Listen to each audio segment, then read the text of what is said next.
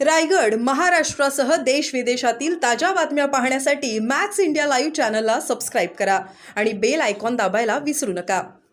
महाराष्ट्रातलं सगळ्यात मोठं बस स्थानक आहे. एसटी मध्ये आपण बघतोय की 50% महिलांना तिकीट असतं आणि म्हणूनच महिलांचा टक्का जो आहे तो एसटी मध्ये प्रवास करण्याचा वाढलेला आहे. सरकारची ही यंत्रणा असल्यामुळे एसटी मध्ये जास्त महिला विश्वासाने प्रवास करतात. परंतु स्वारगेटमध्ये जी काही घटना घडली ती तर भयंकर आहेच.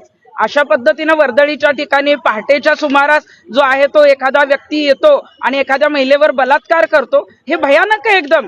आणि त्याच्यानंतर जे आहे ते आरोपी 48 तास उलटून गेले तरी पोलिसांना सापडत नाही. पोलीस नेमकं काय करतायत? तातडीनं एफआयआर दाखल झालाय. तो इतक्या लांब तर गेला नसेल एफआयआर दाखल होऊपर्यंत, परंतु आताही सांगतायत की 21 पथकं जी आहेत ती नेमण्यात आली आहे, बक्षीस जाहीर करण्यात आले.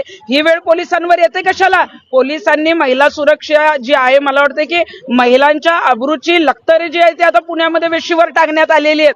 आज कॅब चालकाचं प्रकरण पण पुढे आलेलं आहे. तिथेही महिलेला जे आहे ती कॅबमधनं उडी घ्यायला लागलेली. अनेक प्रकरणं राज्यामध्ये होत आहेत. आणि एसटी डेपोची अवस्था बघा. इथे अनेक वर्ष जी आहे ते अडगळीत अनेक एसटी पडलेले आहेत.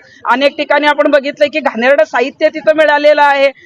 परत अवैध धंदे जे आहेत ते अशा ठिकाणी केले जातात. मग एखादी घटना झाल्यावरच परिवहन खातं जागा होणार आहे का? सरकार जागा होणार आहे का? फक्त स्वारगेट बस स्थानक नाही, आता परिवहन खात्याने महाराष्ट्रामध्ये त्यांचे जिथं जिथं बस स्थानक आहेत तिथं तिथं महिला सुरक्षा समिती नेमली पाहिजे. कारण अशा घटना जर होत असतील तर महिला पुढे येणार कशा? कालपासून आम्हाला महिलांचे, तरुणींचे फोन येत आहेत की आम्ही आता बाहेर जात असतो, आम्हाला भीती वाटायला लागली आहे. मग ही भीती जेव्हा वाटायला लागते तेव्हा मला वाटतंय की हे गंभीर आहे. त्यामुळे तातडीने या आरोपीला अटक झाली पाहिजे. हे प्रकरण फास्ट ट्रॅक कोर्टात नेलं पाहिजे आणि फास्ट ट्रॅक कोर्टाचाही लवकर निकाल लावा हो, कारण त्याला फाशी झाली पाहिजे. दरवेळी फास्ट ट्रॅक कोर्टात प्रकरण जाताना कुठलाही निकाल लवकर लागत नाही आणि म्हणूनच आरोपींची जी हिंमत आहे ती वारंवार वाढत चालली आहे.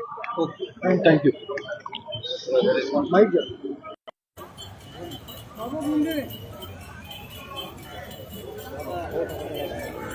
बस रात्री नाही, मी रात्री आले होते. पाय